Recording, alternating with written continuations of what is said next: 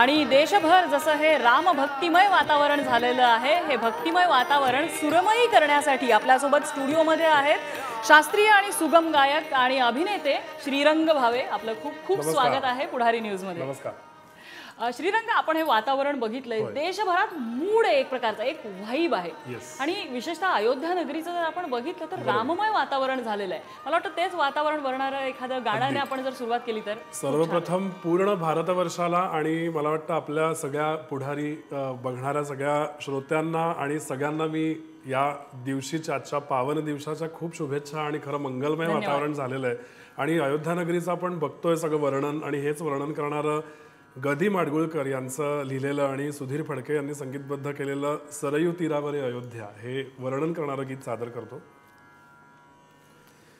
सरयू तीरावरी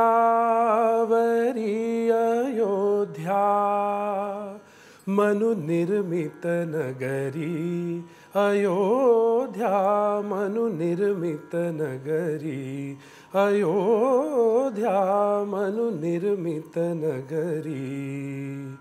त्या नगरीच्या विशालतेवर उभ्या राहिल्या वास्तू सुंदर, मधुन वाहती मार्ग समांतर, मधुन वाहती मार्ग समांतर.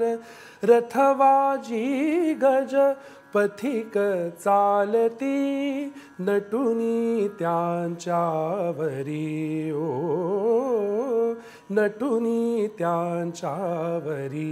अयोध्या मनु निर्मित नगरी, अयोध्या मनु निर्मित नगरी. क्या बात आहे. आणि अक्षरशः आता तसंच काहीसं वातावरण अयोध्येमध्ये आहे की मनुनिर्मित नगरी म्हणजे ही स्वप्नवत वाटणारं असं हे नगर झालेलं आहे. आणि राजते महिमा म्हणजे माझ्या वडिलांनी संस्कृत मध्ये रामाचं वर्णन केलेलं आहे की राजते महिमा यस्य सहा रामः. त्यामुळे खरंच आजच्या दिवशी त्याचा महिमा सगळीकडे आपण बघतोय, राममय झालेला आहे. त्यामुळे खूप आनंद होतोय.